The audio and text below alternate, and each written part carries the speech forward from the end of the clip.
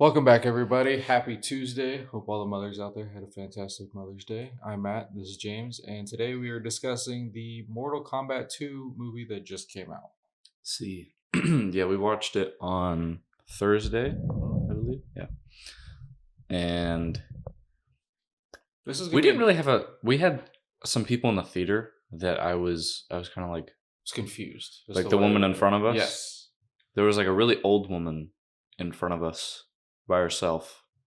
And like when I got towards the end of the movie, I was like several different times I was just thinking, your laptop is very loud. It is really loud. It sounds like a PS4. That's because it's charging.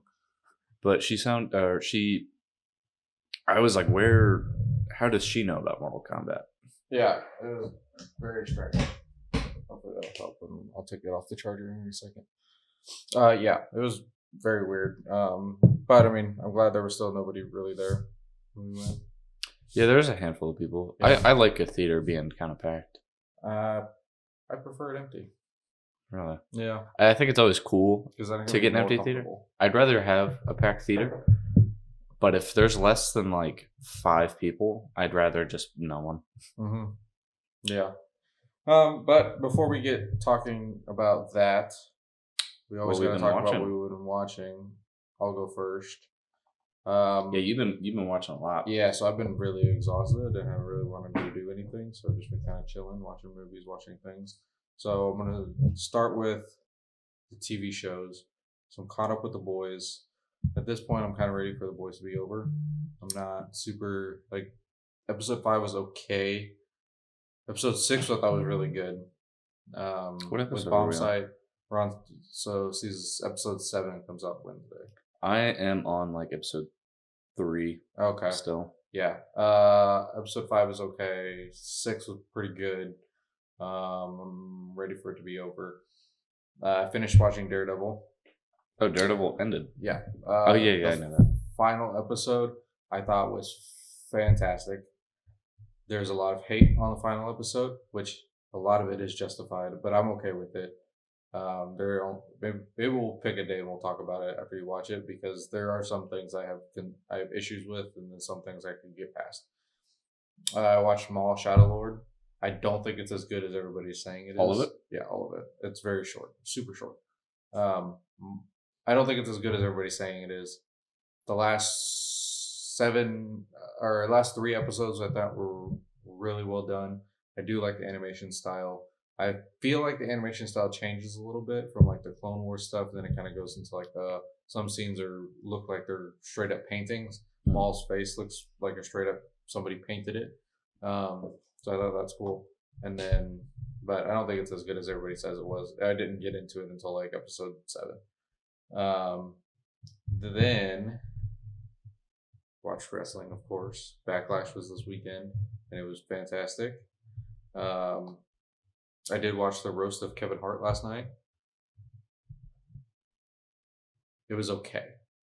I don't think it was as good as the Tom Brady roast. I feel like there were a lot of things that like people did not want to say. There were several people that were like telling the prompt guy to skip the jokes on the prompter. Shane Gillis was hosted, and he seemed very uncomfortable. But I think that's just kind of like his personality. There were definitely some funny people on there. The Rock showed up, which is surprising, but also not really surprising. He was funny. Shane Gillis was funny. Who else? Tony Hinchcliffe. He was funny. I don't think he was as funny as the Tom Brady one, but he was really funny.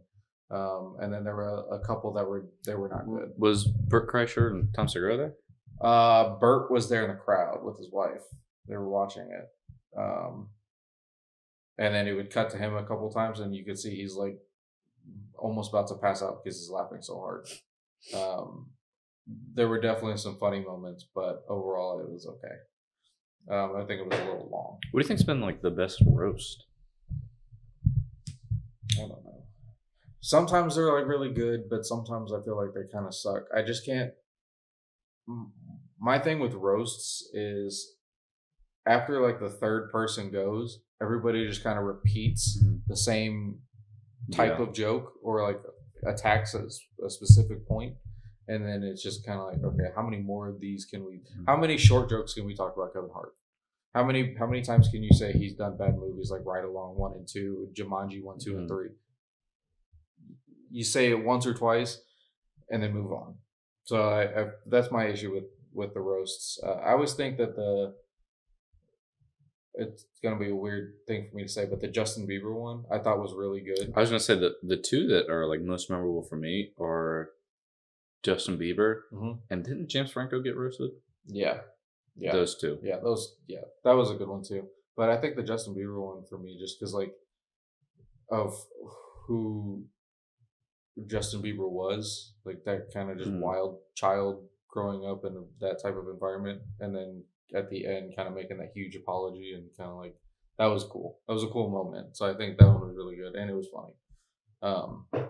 But yeah, roast of Kevin Hart I think was overall okay. I think it went a little long, and about half of the people that got up there were not funny at all. It made no sense to me. And they all, if you keep saying that you're doing it for the money, it kind of takes away from like like the why you're there. Like, yeah, it could be for the money, but like, don't say it. And then also, it was a lot of Netflix wrote these jokes for me. We know that Netflix writes the jokes for the people that aren't comedians, but I don't want you to say that. Like, you're blaming your delivery on the fact that the Netflix wrote your jokes, which I'm pretty sure would be like kind of funny, but you just didn't deliver it properly. So yeah, it was okay. Now, on to the movies. Starting off with The Mask of Zorro, 1998. Fantastic movie. It still holds up to this day. Is it because they're making a crossover? No, I just saw it on Prime Video. And then after that I saw that they were doing the crossover with Django. But the movie still holds up. I haven't watched it in forever. I give it 4 stars. Then Meet the Parents, great movie. Step Brothers, fantastic movie. Independence Day, really a good movie, but I wasn't like totally into it. I'm assuming the original. Yeah, 1986 with Will Smith. Yeah. You know the part where he's like, "What the hell is that smell?" Yeah, in the desert. That wasn't in the script. It was just really hot outside, and he was really like pissed off because of the heat, and then they were just outside filming all day, and something just smelled bad. Yeah. So he just yelled, "What the hell is that smell?" Interesting. Then I watched The Founder, the McDonald's. I like that movie a lot. It's a good movie. I think it was really well done. I really like the scene. It's so weird. I don't know why. Where they explain the powdered milkshake. Yes. It reminds me of Spider-Man: Homecoming when he's in class, and then like everyone like turns around and he like looks down and he makes the web fluid and he like stirs it and then he goes like this. Yeah. And then like the web comes up. That milkshake scene reminds me of that. But I love all the cooking scenes in that. Yeah. Where like when they're like doing the walkthrough the first time through the McDonald's, and it's like he's like, "Oh, this needs to be 15%. This is 15% too crispy." Yeah. I like when they're at the tennis courts doing it and they're constantly redoing it and stuff like that. I think that's really good. Then I watched the Mummies movies, 1, 2, and 3. They get worse as you go along, you know. Yeah. Then I watched Talladega Nights, another fantastic movie. Christopher Nolan apparently really likes Talladega Nights. It's so funny. I saw a thing.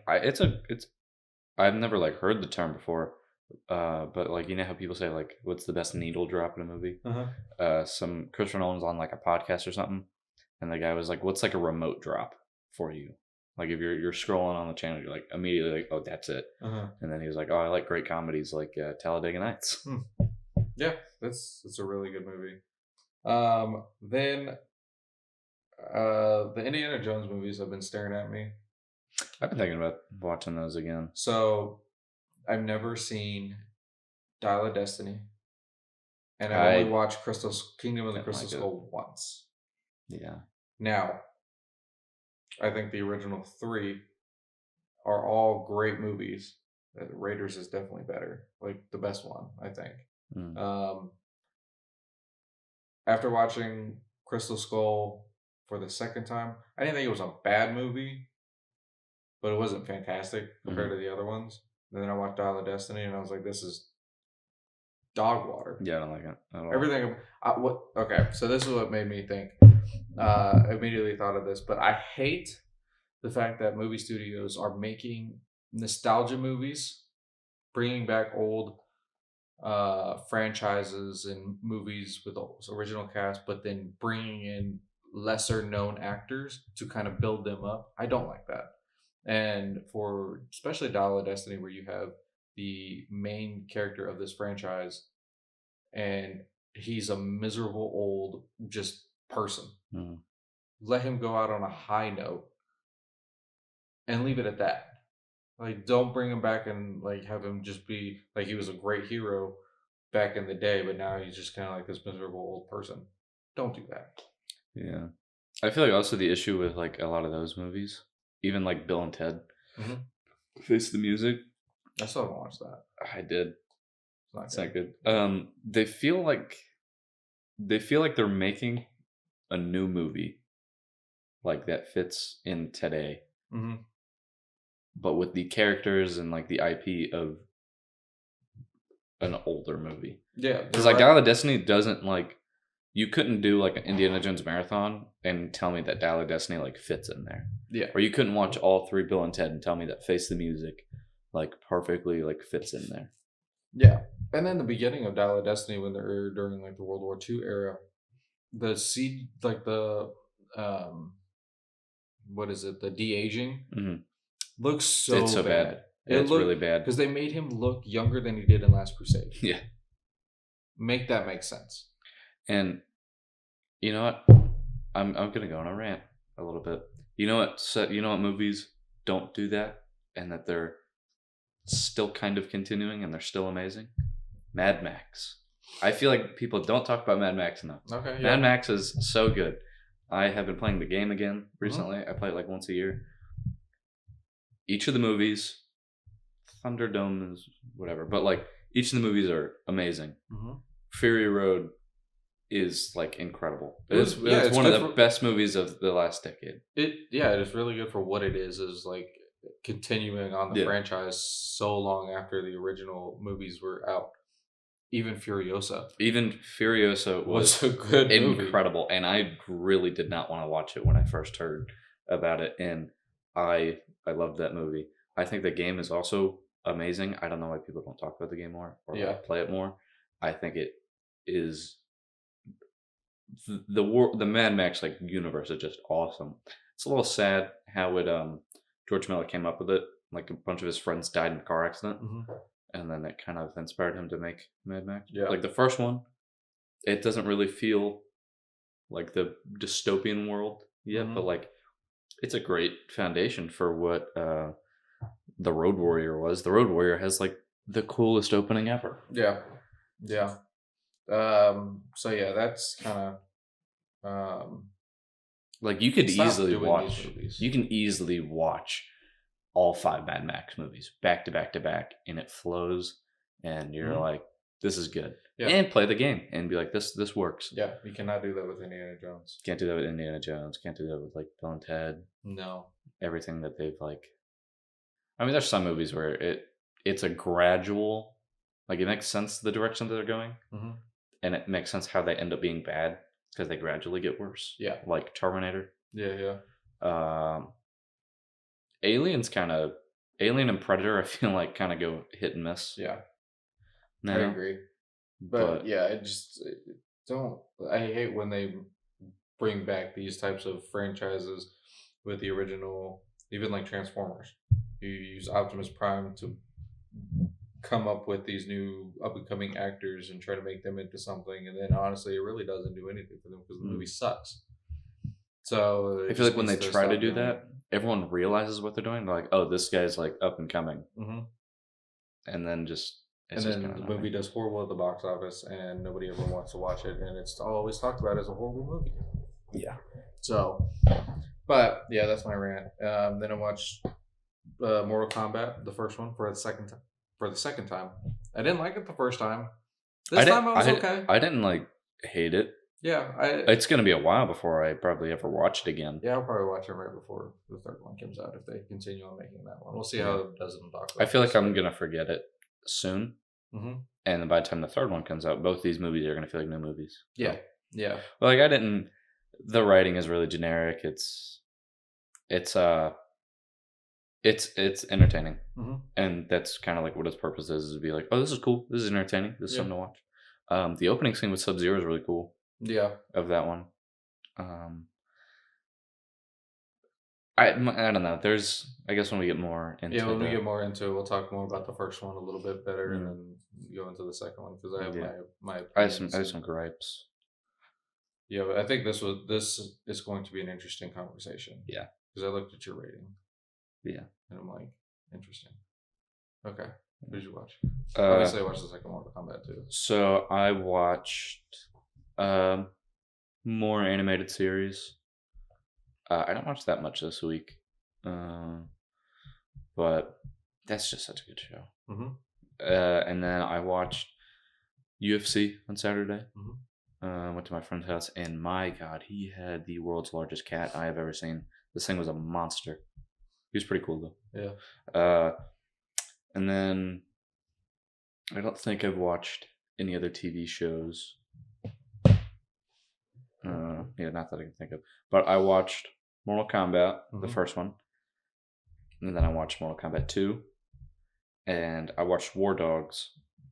I don't know what it is about War Dogs, but I watch it at least once a year. I don't know what it is about the movie, but I will never get tired of watching it. You know what's interesting? Last week our episode was talking about movies based on true stories. I watched The Founder and you watched War Dogs. Yeah. It's funny. Interesting. But I don't know what it is about that movie. I will never get tired of it. There was one time I watched it 3 times in 2 days. One of them was by choice. The other 2 was because the next day I mentioned the movie to Granddad. I was like, oh yeah, you would like the movie. And he's like, all right, let's watch it. And I was like, I don't mind watching this again. And then I'm pretty sure I went home and told my friend about it. And he was like, all right, let's watch it. The only movie I've ever done that with was The Dark Knight. I had it on DVD, and it would go, once I'd watch it, you go back to the main menu, and it would play it right again. And it would continuously go on for days of only watching that movie. I think the only movie that I've really done that with is A Christmas Story, because it plays on 24/7 on cable, and Dad would put it on. That goes on all day. Yeah. But there's definitely movies I remember last year I watched Hollow Man, and then the week later I watched it again, and then also last year I watched Fight Club, and the next day I watched it again. But War Dogs, I don't know how many times I've seen it. I don't know why. I will never get tired of this movie. I really enjoy it. I like Todd Phillips as a director. I don't think he's talked about enough. He's made some of the most iconic movies of the past 20 years. Starting with School for Scoundrels, Road Trip, Starsky and Hutch, Old School, Due Date, all 3 Hangover movies, War Dogs, Joker 2, and yeah, he has a really good filmography. He has a lot of iconic movies. Yeah, Starsky and Hutch is one of the better TV show to movie. Projects. Road Trip is a great comedy. School for Scoundrels, Old School, those are really good comedies. The Hangover trilogy is one of the most iconic comedy trilogies. Due Date is really underrated. Joker was incredible. Joker 2, no one talks about that. No, for obvious reasons. And War Dogs is cool. Also, the custom poster I did for War Dogs, they mentioned Scarface a lot in the movie, and so they have a Scarface poster on Letterboxd. But just really like that movie. And then I watched Meshes at the Afternoon and White Film, which are 2 short films, but those are cool. Experimental shorts. Definitely, I'd say it's worth a watch. Yeah, pretty cool. But yeah, that's all I got. Now we do have this bet going on Yeah, we do. Who's going to watch the most movies by the end of the year, and then have a caveat of you can watch franchises, but only 2 of them count. So I've watched 2 franchise movies, and I'm okay with leaving off some of those. I think there's only one that I've watched 3 of, and it's how did we say that we'd do Marvel? I think you could just pick 2 of all of Marvel, like the main. Okay, stuff. we could do so. I mean, well, because like Captain America is like his own franchise in the franchise. Now hold up. We have Doomsday coming. Mm-hmm. Part of me wants to watch all of them. Not all of them. All like the all the good ones. Okay. All the good ones. Just avoid like 1, 2, skip a few. Yeah, yeah, and then obviously you got to watch the Fox stuff because of X-Men. I do really want to watch the Blade movies. Oh yeah, I haven't watched those in like 2 years. Yeah, so maybe we can have an exception month. Have an exception, yeah, where we can binge Marvel movies just to get ready for Doomsday. I would hope that they release like here's a watch list of everything you should watch if you've never. There's gonna be some guy on Reddit in a few weeks. I think that's what needs to happen because I'm not watching Thor: The Dark World. I'm not watching Thor: Love and Thunder. I still haven't finished Love and Thunder. That's a horrible movie. I got to the point where Jane gets cancer, and then stopped. Yeah, which is about 5 minutes in the movie. Yeah. So I also haven't seen Ant-Man. Any of them? And the Wasp: Quantumania. Oh yeah. That one was bad. The first one. Okay, I think you need to watch that. I think that one would be necessary to watch. The one thing that I thought was interesting that Marvel did is like when they started, each of their movies felt like a different movie. Mm-hmm. They were told differently, but they visually looked really similar. Yeah.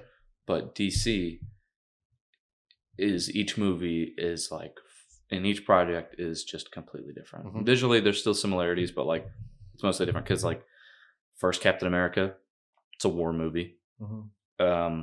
First Iron Man is like a business, like playboy type of like finance bro, I guess, type of movie. The first Ant-Man is like a heist movie, like a bank robbery type of movie.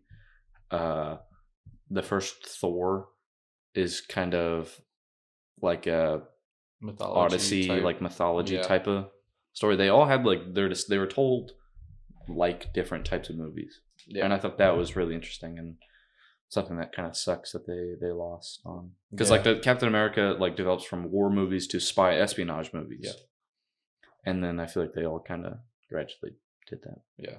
So we'll visit the Marvel stuff later. When we'll see what happens in the next couple months as far as like what we need to watch beforehand, because I do want to watch them at least a couple before we watch Doomsday. So, but for now, anything else we'll count 2, and then the rest don't count. So I'm gonna keep tallies. So 3 for Indiana Jones and 1 for The Mummy. I think I went over once, and it was in January, just before we made the bet. I watched. Let's see. I thought I did. Maybe not. Okay. I might be. I don't think I've watched. I don't think you've watched any franchise. I've watched a few. I've watched like Chasm. I watched. Okay. Yeah. I watched Mad Max 2. This year, I think. Yeah, you watched like franchise movies, but not like the full thing. I watched Mad Max 2. I watched RoboCop. 28 years later, I watched that twice.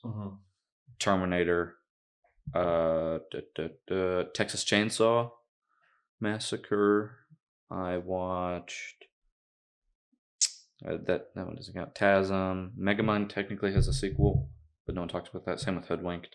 Oh, I watched Jackass 3 and Jackass Forever.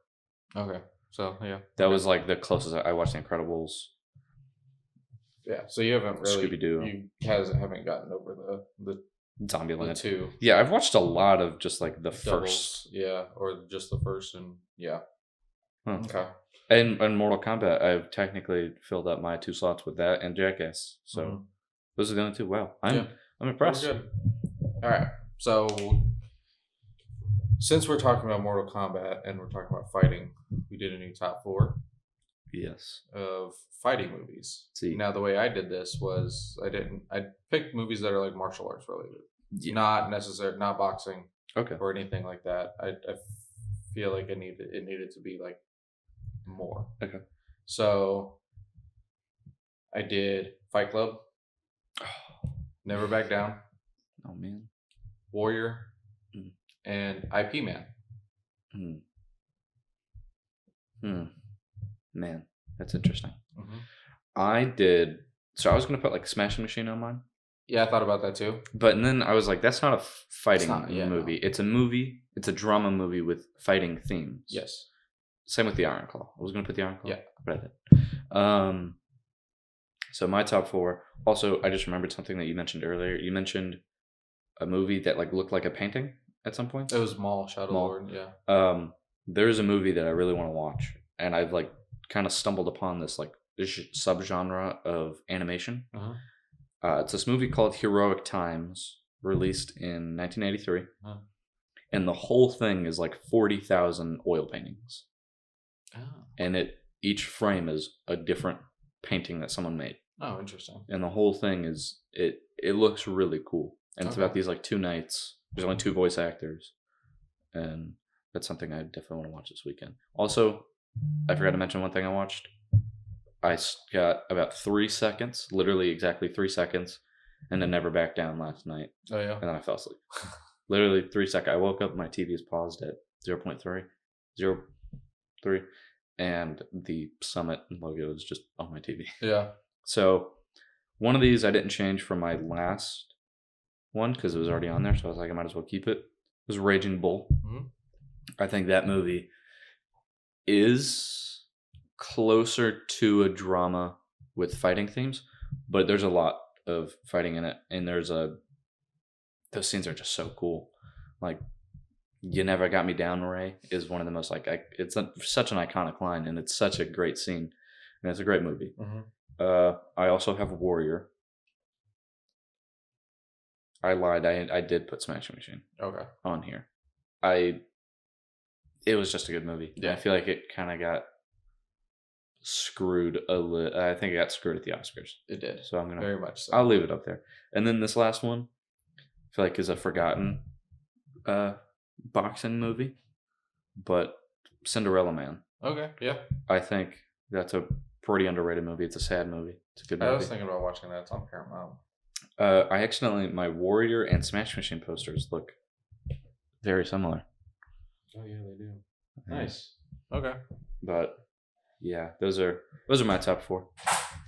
So let us know what your top 4 fighting movies are, and we might talk about them in next week's episode. It was a long intro. Yeah, it was a real long intro. But now we're going to talk about Mortal Kombat 2 with a little bit of Mortal Kombat 1. There's a cat that has appeared.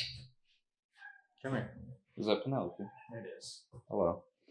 Well, I guess we have a guest on the episode. Yeah, she's going back. She's going back. Bye, Penelope.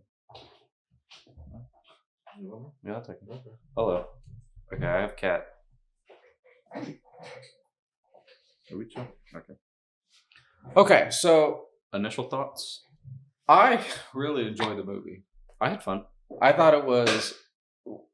I think the dialogue was way better than the first one. You gotta go. Okay, you're going this way. Bye. All right. Okay, I thought the dialogue was way better than the first one. Oh yeah. The dialogue was horrible from the first one. Yeah, I think visually everything looked better, and they finally did the tournament. Yeah, I think it's because the first one was a COVID movie. If you kind of think about it, there's not a lot of scenes with more than like 2 or 3 people on it. Yeah, that's true. At a time. Yeah, because they are kind of separated in different realms. One issue I had with the first one is Cole Young gets his powers in the last like 20, 30 minutes of the movie. Yeah, I've expected it. I expected that. I thought it was interesting. My thing is why I'm surprised that they did not put him in Mortal Kombat 1. Yeah.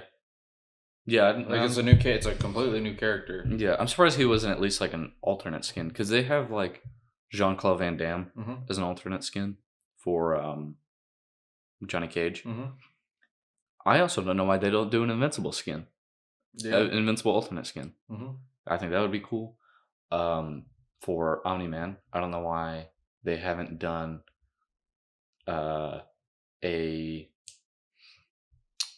who's I thinking of? Homelander.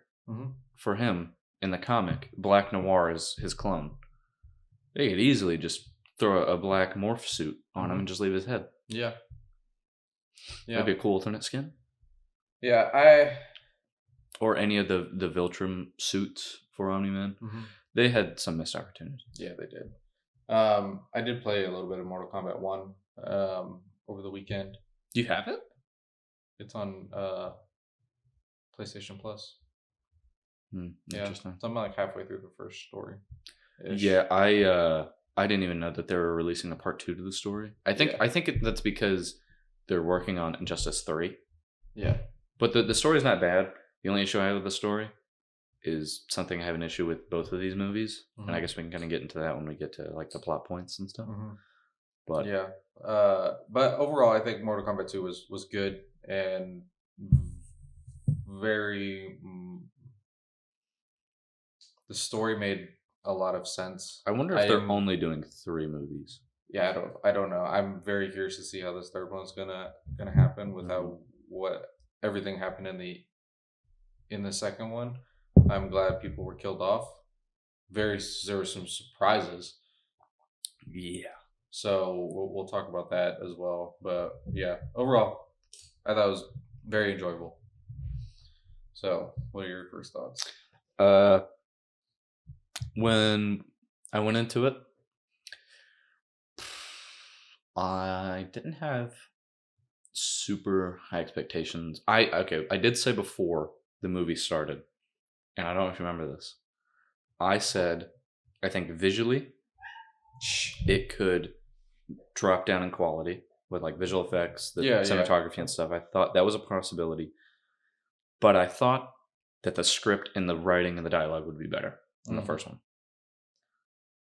That was my like really only initial thought. I thought it was just going to be like an entertaining, just popcorn movie, just like an entertaining beat 'em up movie, basically. And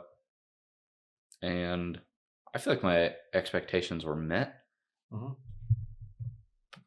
Slightly exceeded, I'd say. I definitely enjoyed it more than I thought I would. Because the first one, there's a lot of moments where I was just kind of like, what are we doing? Yeah, same. I didn't have a lot of those with this. The only thing that like really took me out of it, some of the dialogue, not too much of it, but Carl Urban's his accent is a little rough. Yeah, I agree.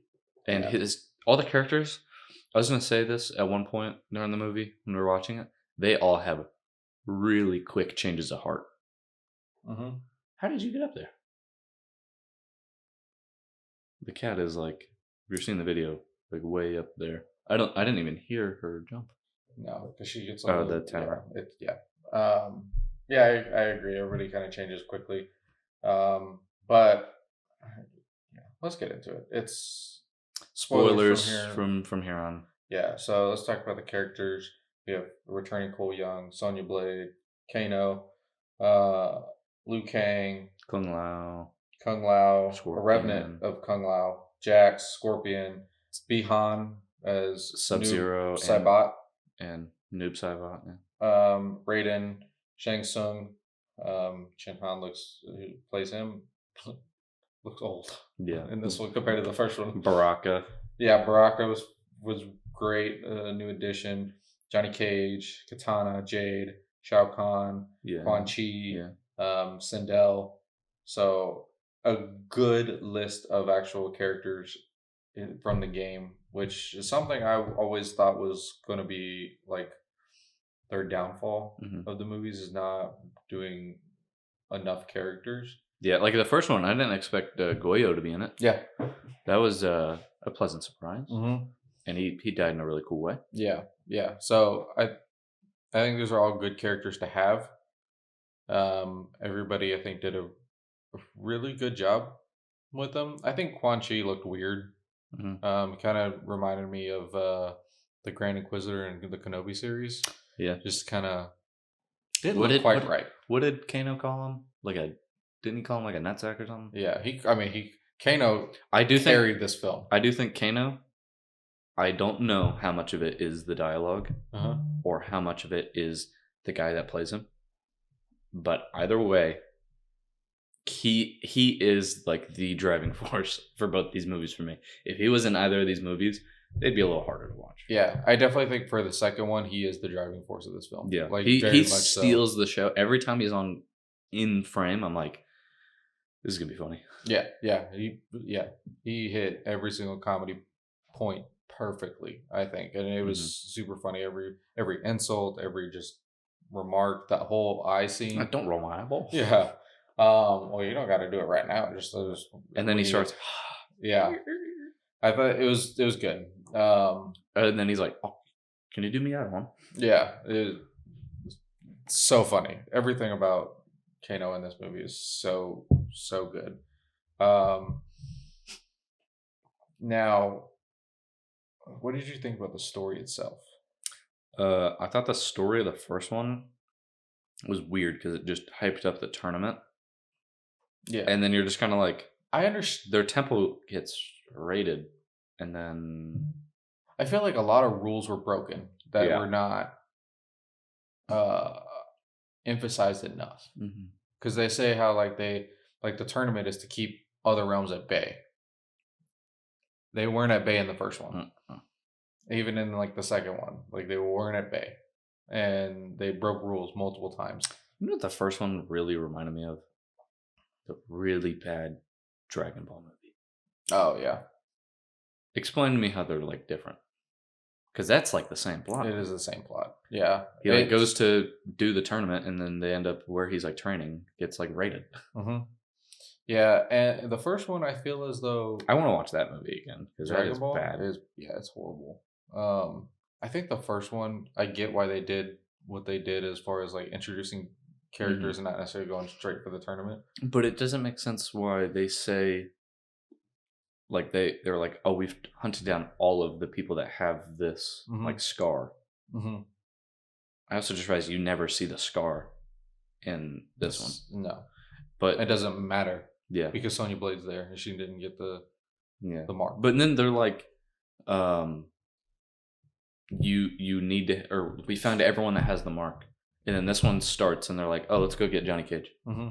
Yeah, what does he have to do with it? He doesn't have a mark. But they had him anticipated for the second one, because at the end of the first one they show a poster that says Uncaged Fury. Yeah.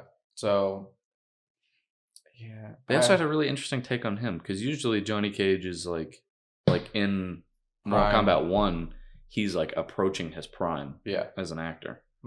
And then in the previous timeline, he was a well-established, he had been around. Yeah. But this one, it kind of seems like they were really punching jabs at Jean-Claude. The whole time he was there, I was like, oh my God, they're just kind of this feels like they're just making fun of Jean-Claude Van Damme. Yeah, and having him at the end of his career where he's struggling to get signatures at cons and stuff like that, and autographs done and make money off of it and stuff was kind of weird. But the parking garage scene was actually really good. Where Raiden comes in, Sonya Blade's there, and then he just kind of brushes them off as cosplayers. And then Sonya's like, you're just going to have to show him. I did like the real pop culture references, because he was like, oh, let me guess, Big Trouble in Little China? Good movie. I think that was very good for Johnny Cage's character, is to constantly do those pop culture references. Did you play or like did you see his like fatalities and stuff in Mortal Kombat 1? They added like a new thing called animality, where they turn into an animal or whatever. Yeah, and they recreate the Jaws poster. So he puts on like a shark like mask, and they're like, all right, cut, or like ready, action, and all of a sudden it like fills up with water, and then the person's like floating on water, and then comes up and eats them. That's cool. Yeah, for me, the games with that kind of stuff, the combos. My issue is the combo list. Like, it's too complicated. There's so many. There's so many, and then you have to press so many buttons to get a certain thing done. Like, I shouldn't have to press 6-7 buttons for me, because I'm not I'm not a huge gamer like that where I can spend time studying these combo lists and practicing and stuff like that. Like, it's too much for me, and I'd rather simplify it. Yeah. So, like for Omni-Man, he there's like a thing called, it's like the Viltrumite stance, and you have to hit like 3 or 4 buttons just to get into the stance, and then from there's 4 moves that you can, like 4 different moves that you can do, but it's like you have to hit 4 buttons to get there, and then from that point you have like 2. Interesting. I am glad that they brought Kung Lao back. I think he's one of my favorites. The spinning hat thing is so cool to me. Yeah. I really like how he gets it in the game. When he throws a hat at Sub-Zero. Yeah. And then Sub-Zero throws a razor blade, and he's like, "Oh, that's interesting." Yeah. Yeah. Let's see. Where's he at? Oh, that's weird. They left him off this list. Kung Lao, the guy that plays him. I feel bad for that actor because he's like hyped up as. He's on Jackie Chan's choreography team. Really? Huh. Yeah, I saw a video of him doing like a podcast, and he was talking about how they were doing the the press tour for the Karate Kid with Jackie Chan and Jaden Smith, and then he's like standing there with like a DVD of him doing stuff, and he gives it to Jaden Smith, and then like a week or 2 weeks later gets an email from Jackie Chan's stunt team, and is like, "Hey, like Jackie Chan saw your video, would like to have you come to Shanghai to do to be a part of the stunt team." And so he's a part of the stunt team. That's right. And so like even for the first one, he did his own stunts. He did his own stunts, but also like helped choreograph fight scenes. I think there was too much going on in the first one, so they pretty much told him, "Hey, the fight scene with him and Cole Young in the pit." They told him like, "Hey, can you just choreograph this for us? Like, we don't got time to do it." And so like that, like all him. I thought from the first one, that was one of the best ones, one of the best fight scenes. Yeah, I agree. That's really interesting. But that poor guy, he's like, his character is just so hyped up as being like so powerful. First one, killed. Second one, murdered. Yeah, I was upset that they killed him off in the first Mortal Kombat movie, and then bringing them back, I was like, "Ooh, this is cool. We're gonna get some redemption stuff, even though he's a revenant. Maybe we'll figure out a way to bring him back to the good side." But the fight scene with him and Liu Kang was the best one of the entire movie. I really like Liu Kang. I do, especially the guy that plays him in these movies. In the first one, when he's like training and he's like shirtless and they do the training thing, I was like, this guy reminds me a lot of Bruce Lee, which is what Liu Kang's character is based off of. He's based off of Bruce Lee, so I thought that was really cool. And weirdly, I was proud of the guy. I was like, this guy did a good job. Yeah. I liked him a lot. He's the he looks really familiar though. He's in the Power Rangers movie. He's the Black Ranger. Really? Yeah. But if you see him as like the actor himself, and then you see him next to his character of Liu Kang, they don't look anything really alike. Yeah, this guy does not. They don't. Like, that does not look like him at all. Wow. Also, from the Power Rangers movie, the only like 3 lanterns I remember are red, blue, and pink. Mm-hmm. I really don't remember. Actually, no, I do remember him. Not that much though. Yeah. Man, that movie was something else. It was. Yeah. Okay. Huh. He really doesn't even look like that. No, he doesn't look like him. But even like you look at what he looks like as an actor, it doesn't look like Liu Kang either. Mm-mm. Like his mouth kind of looks like him, but like it looks nothing like him. Yeah, that's weird. Like I feel like in the movies, Liu Kang's face is slimmer. Yeah, it's like more narrow. Yeah, I think a lot of it is the hair. I feel like the hair like covers up his face. Yeah, and you know, in the first one, it was a wig. This one, it's his real hair, so it looks so much better. Because I thought his hair looked kind of clunky and weird in the first one, and then that's interesting because I remember thinking I was like, I thought his hair looked really similar. Mm-hmm. It's really interesting that his hair looked just like the wig. Yeah. Yeah. Now, I think the story itself for this one was good. I feel like there wasn't enough battles. We had four champions, but there were more characters in that. Mm-hmm. So I feel like they could have extended it maybe 1 or 2 more. Yeah, I feel like the issue with these is like the fight scenes are just so long. Mm-hmm. Like the first one, there you don't really think about it, but the last 40 minutes, like 20 to 30 minutes of it is fighting, but it just doesn't feel like that. Mm-hmm. It feels like the third act of these movies are just fighting. Yeah, I felt like the Johnny Cage and Kitana one was drug out way too long. Yeah, a little bit. Because a lot of it was him kind of running. The Sonya Blade and Sindel one I thought was okay. It was short. It was short. It was short and sweet. Good. Yeah. I did like her throwing her head on the spikes. So I thought that was good because I think especially with the fatalities and like the deaths and stuff like that, it very much resembled the game. You know who I thought would have been way more interesting? I think that the guy that played Cole Young, mm-hmm. I don't think that they should have added like their own character like that. I think that guy would have been really good as Kenshi. Okay, yeah. And I think Kenshi would have fit pretty well with the story. Yeah. And okay, I think I'm going my rant now about my problems with the story. Mm-hmm. And it's also my issues with the story of Mortal Kombat 1. Okay. Which is when Mortal Kombat 1 starts, a lot of them don't have like their powers. So like Raiden is usually like the timekeeper, like the protector of Earthrealm. But with like with Mortal Kombat 11, it like ends with Raiden like passing it down to Liu Kang. Mm-hmm. So Liu Kang in the game is from the old timeline, and he's in charge. But then like none of them have their like abilities or whatever. But you know what they're gonna end up being. Mm-hmm. So it's like it's inevitable that like something's gonna like Kenshi, like you're like, oh, this guy's gonna become blinded at some point. Like Raiden, you're like, oh, he's gonna get lightning abilities. Kung Lao, you're like, oh, he's gonna have the sharp hat. Yeah.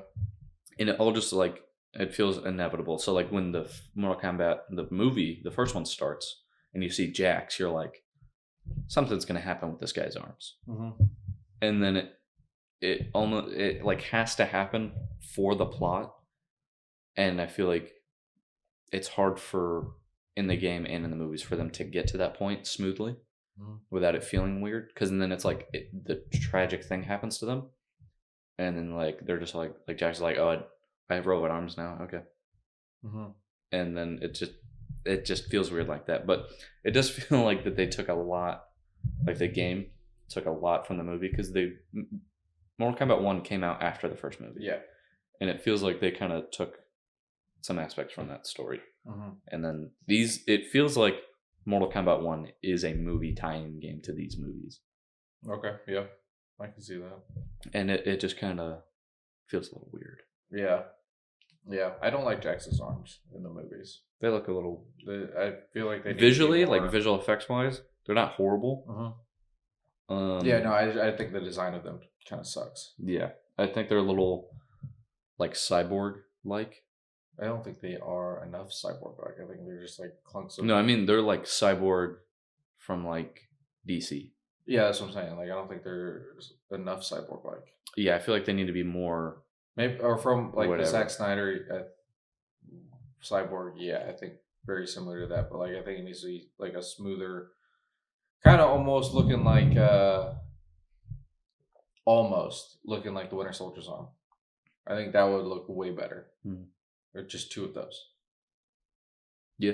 Instead of like the weird rotary stuff and yeah. Well, in the first one, it was really hard not to laugh with his like T-Rex arms. Yeah. Because he's a big dude. Yes. With little arms. Yeah. It didn't help that they were not only like small in frame, but they were like short in height. So like his arms went down to like his waist. Yes. Yeah. I thought it looked so weird in the first one. Okay, I'm also gonna say my biggest gripe with this is that they just killed Cole so fast. Yeah, that was super shocking. His death was cool though. Yeah. But like he is like there was nothing of him left. He got kicked into that like vat of acid. Don't know how they're gonna bring him back. Yeah, I thought it was very interesting that they like put all their eggs in a basket in the first one to bring Cole Young, the character, to life. Yeah, because he's the main character. I wonder if it seems like they stole his suit. Looks like Moon Knight when Moon Knight when it wraps on, but it functions like vibranium. It looks like that they just saw Black Panther and were like, what if that was like an MMA fighter? Yeah. It's just so weird that they they put all this work to make him like an actual character for the first one, and then he's killed off very quickly in the second one.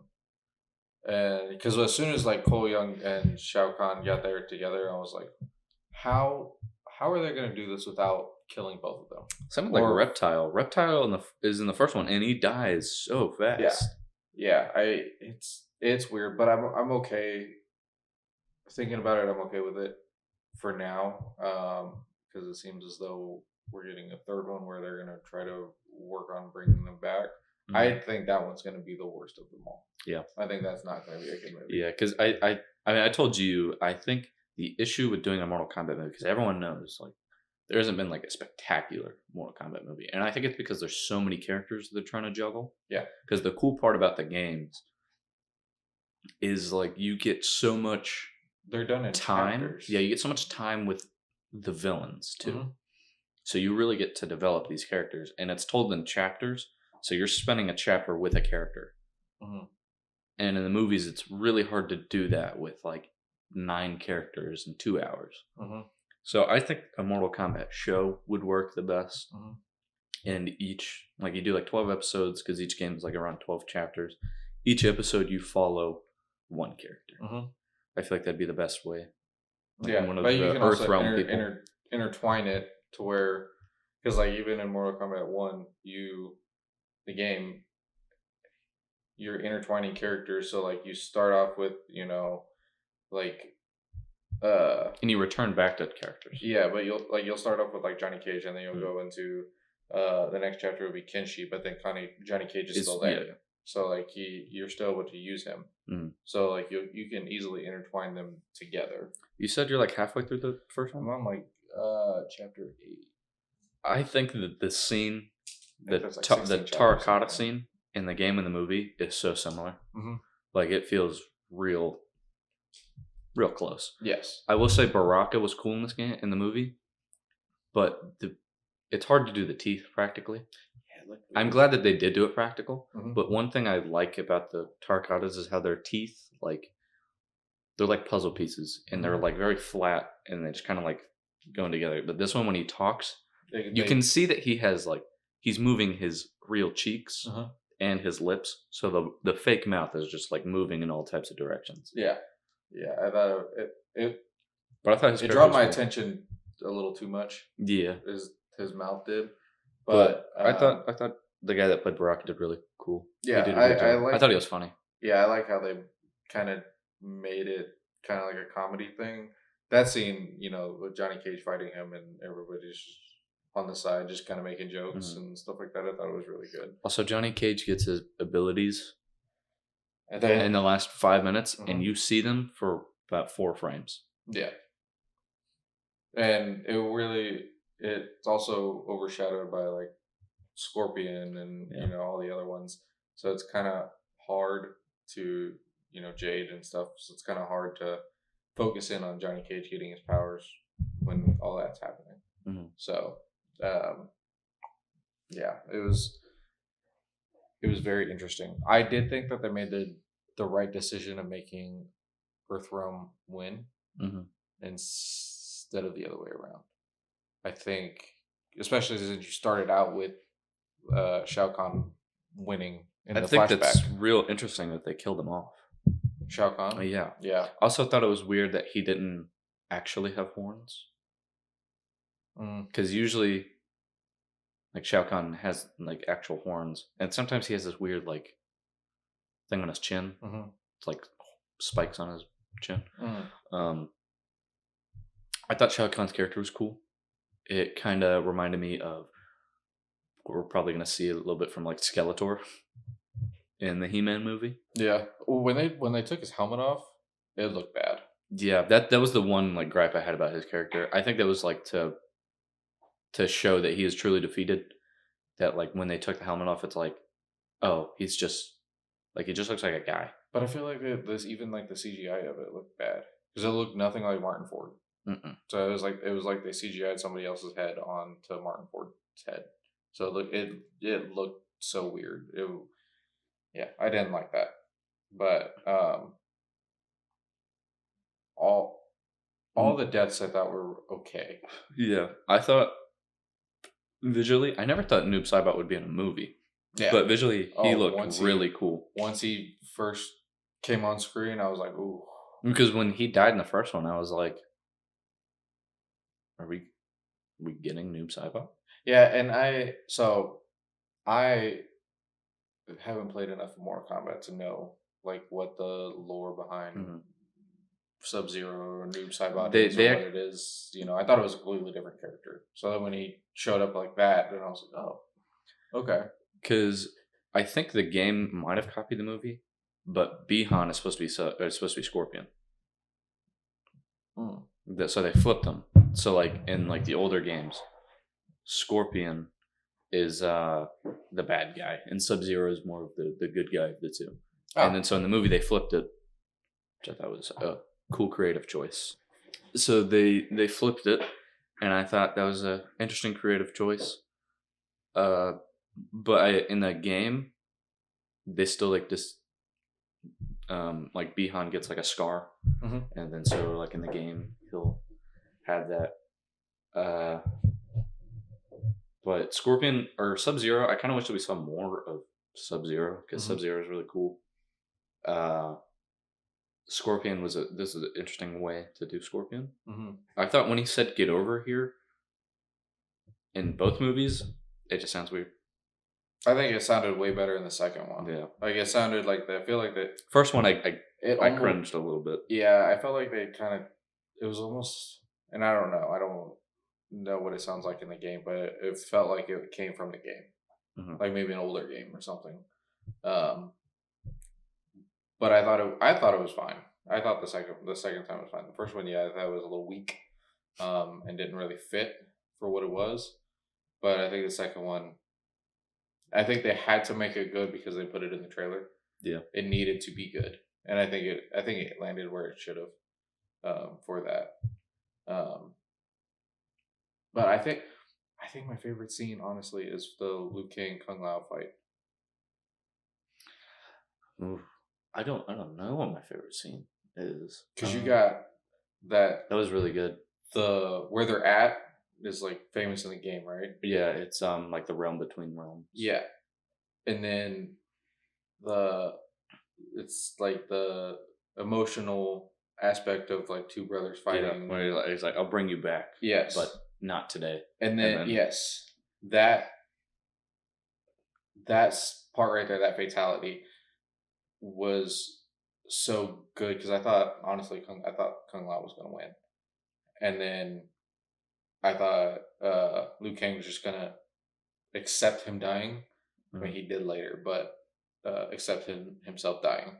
But the fact that like he gets pushed and then he grabs him, pulls him with him. Oh man, that looked so good. And then just I like how they kept it kind of.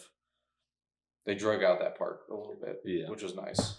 It's weird, but every time I see like a movie where there's like a saw on the ground and then like someone's like about to get split in half, I always think of Tucker and Dale. Oh yeah, and that's what I was thinking about during that scene. Yeah, and I was like, I didn't expect that. Right. Yeah. But yeah, that was good. I almost thought that they forgot about Cole when they were coming back because it was like 2-3 minutes, and then finally they were like, "Where's Cole? Where's Cole?" I'm like, they really were just gonna kill this guy off and leave it alone. Yeah, they like taskmastered him. Mm-hmm. That was really weird. Yeah. I thought visually the like fatalities looked really good. Yes, they felt very natural. And and it also I felt like it needed to mimic the game. Yeah, mimic the game. Like blood wise, it looked like it needs to come from like you literally just pulled it out of the game and put it into the movie. So I think that's good. I wish Shao Kahn, like the way he killed some of the characters, I think he impaled like 6 people, and that was it. Like I think it would have been really interesting if they made the camera shots a lot more dynamic with the fatalities, like it is in the game. Like when he smashes Cole's head. Yeah, it's kind of just from the top. Yeah, if they did like because like in the game it would be like a close-up shot right next to his face. Yeah, and it probably like transition into like a shot of him to like a hero shot of Shao Kahn, and then like follow the hammer down. Yeah. I think I agree. I think the fatalities, like if they mimic the camera angles from the game, it would have been much more impactful. I think they were all still pretty good. Some people were a little too chill with murdering people like that. Like Sonya was like, "Yeah, killed her," even though she didn't really die, but she was like, "Yeah, killed her." Yeah, it would. Yeah, I agree. Yeah. Do you want to do our cards and then final thoughts? Yeah. Now we're going into our intermission popcorn tomato meter guess it game. Okay, you can go first. Okay. Okay. In the midst of a war between vampires and werewolves, one vampire falls in love with a human doctor who is targeted by the leader of the werewolves. I will say, speaking of Twilight, Granddad gave me a bunch of DVDs, and he had Twilight New Dawn in there. Interesting. And I thought that was funny. Yeah. He also had this movie in there. Oh. This one's not my dad really likes these movies. In the midst of a war between vampires and werewolves. Underworld. Yep. I don't like the rating on this. Down on his luck.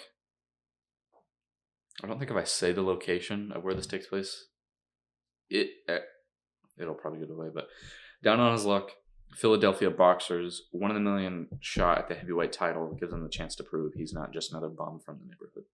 Creed? Really close. Rocky? Yep. Okay. A straight-laced lawyer is tricked into taking his grandfather to Daytona Beach, where shenanigans... Dirty Grandpa. Yep. Underworld, Rocky, and Dirty Grandpa. Rocky, Dirty Grandpa, Underworld. Rocky? Underworld, Dirty Grandpa. Yeah. Rocky's a 92. It's very slightly less. 91. Yeah. Audience score 69. Okay, that's not okay. Right. Underworld 60. Less. 54. Less. 35. 31. Oh. Audience score 71. Okay. Yeah. I mean, they're not bad movies. I mean, some of the CGI is kind of weird, but I think Dirty Grandpa 30. Less. 28. Less. 25. 10.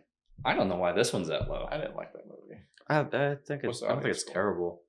I think it came out at a bad time. It came out right around the same time as Bad Grandpa, and I feel like those two movies get mixed up. Yeah, they do.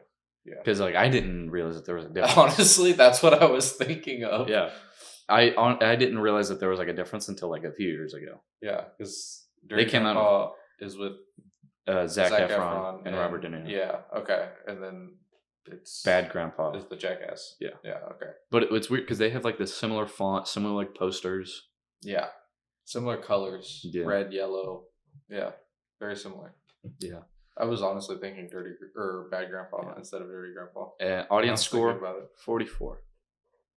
Okay, it's not bad. Yeah. Okay, but I think I don't even know how I do this because I put Rocky number 1.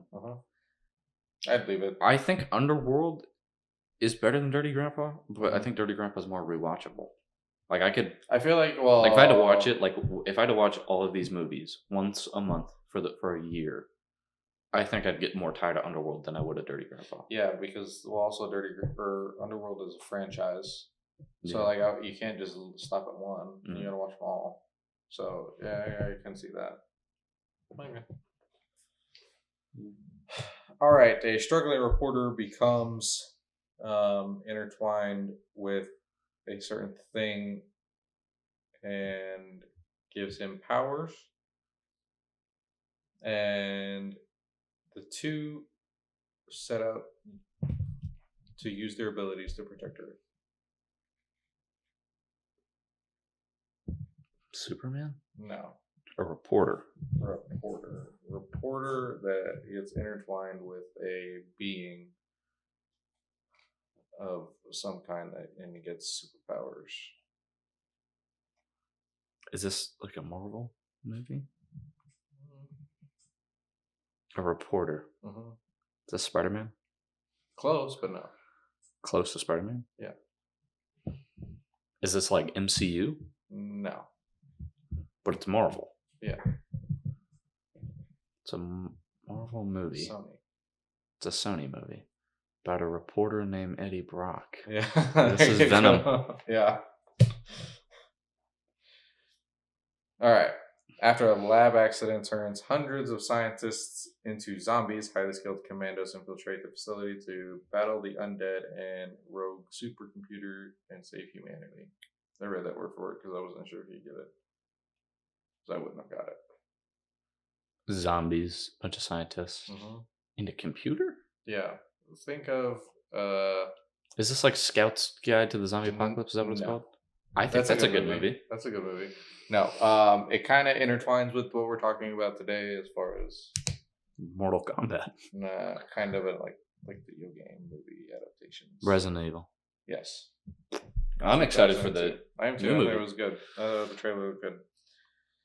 Blue collar woman who dreams of becoming a professional boxer works with grizzled old trainer and an unlikely friendship forms. $1 Million Baby? Yeah. Good job. Clint Eastwood. I read that one for word because it was, yeah. So $1 Million Baby, Resident Evil, and Venom. $1 Million Baby is number 1. And then Resident Evil? And then Venom. $1 Million Baby is 84. Higher.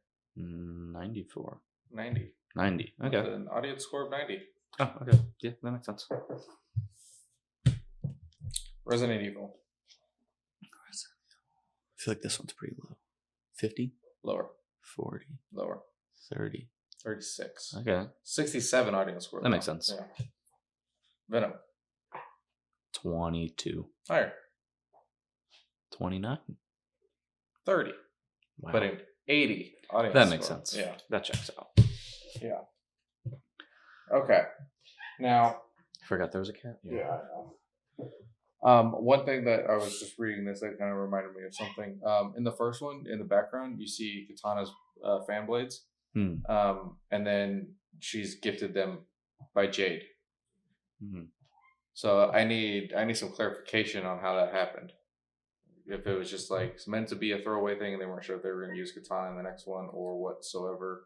But yes. Did you know that these storylines are the storyline for Mortal Kombat 2 is combined with Mortal Kombat 2, 3, 9, and 11? That makes sense.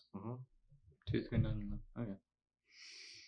Yeah, I can see that. I kind of want to replay the older ones, but I know the older ones are now kind of like not lost media, but they're hard to find. Like especially 9. Mm-hmm. No, 9's really hard to find. I want to play 9 so I can play as Kratos. Oh yeah. Because they put Kratos in the games, but Sony didn't want Kratos to seem like a pansy, so he had to have his like character model change for certain fatalities, so he wouldn't be goofy. Like one of them, like everyone gets shrink down and then like runs around, but like Kratos' character like just starts like squaring up.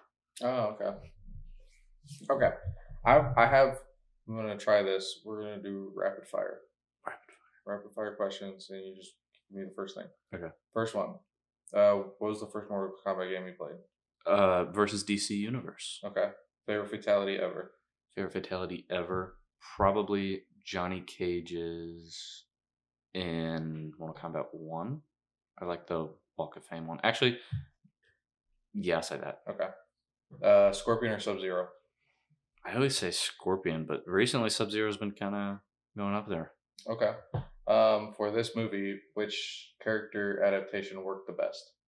The best? I kind of want to say Kano, because he just steals a lot of the show. Mm-hmm. I think Liu Kang is pretty good. Okay. But I'll say Kano. Okay. Which character got wasted in this movie? Cole Young. Yes. So that's an easy one. Actually, Quan Chi also is a little wasted because like he didn't really do much. Yeah, I mean, he did a lot, but like not really. He has like the games. Like he brings people back from the dead, and I think he said 2 words. Mm-hmm. Yeah. Did the movie rely too much on any nostalgia from like previous games, or no? I don't really think it did too much. I agree. I don't think it did.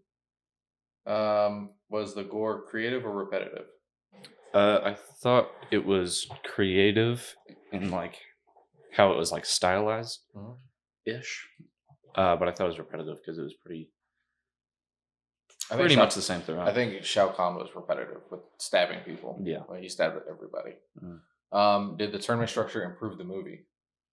The tournament structure, like actually doing the tournament, compared to like just a normal story like the first one.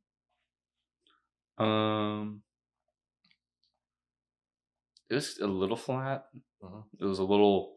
Didn't really feel like much was at stake because they're still being attacked. Yes, yeah. Too many rules were broken. Yeah. All right, this is kind of a stupid one, but which fatality would be impossible to survive in real life? The one that immediately comes to mind is the Cole Young one. Cole Young one, because like he's the only one that gets fully just incinerated. Yeah.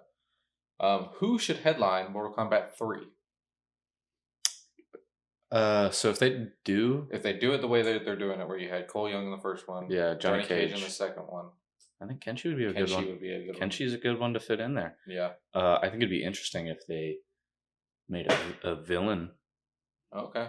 Like put in the perspective of like a villain. Okay. I don't know who a good one would be though. One that they really haven't introduced, but someone that'll like even out the playing field. I don't know.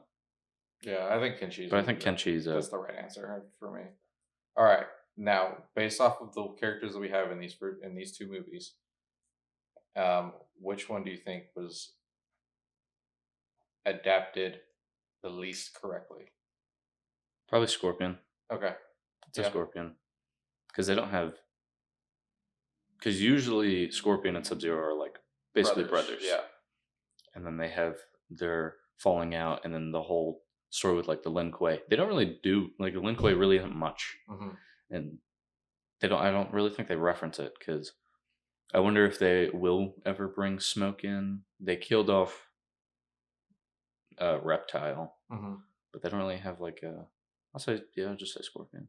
Okay, and because technically they're also different. They flip the people. Yeah.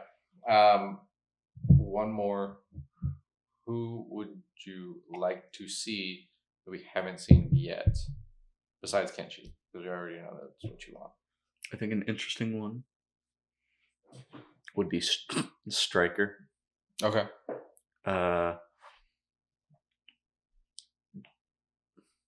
Jeanette Cage. Oh, okay. Yeah. I think Sector would be interesting. I think Sector would. I feel like either Sector or Kenshi would replace Cole. Okay. Decently well. Yeah. Okay. All right. Final thoughts. Final thoughts. I thought the movie was fun. It was entertaining. And I'd say if you're in the mood for some gore, fighting, and an entertaining movie, I think that's right up your alley. I ended up rating it 2.5, I believe. Yeah. But that's combining like critically and like watching it as like an audience member. I'd give it a 3 to a 3.5. Okay. But I mean, there's like critically, I'd knock it down a few points. Like if I was only going critical, it'd probably be like a 1.5. But like I had fun. Yeah. So I give it 2.5. It was a fun experience. Fun watch. I thought it was good. Surprisingly, it was better than the first one. So that's a nice touch. I gave it 3.5. I gave the first one a 3. Just I think I gave the first one 2. Yeah, you did. Enjoyability wise, like I think that's a good place to put it. I do see myself watching it when it comes on HBO Max,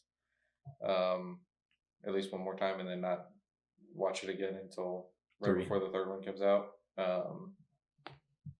But yeah, overall, I think it was good, and I'm interested to see how well it does in the box office. Yeah, I'm really interested for this movie news. Yeah, see what the numbers are looking like. All right. Anything else? All right. So you can follow, or you can see our other listening platforms, social medias like Instagram, TikTok, Letterboxd, everything at the top of the description. And you can join us for Friday, just movie news. You can join us for next Tuesday's episode, whatever that might be. And get over here.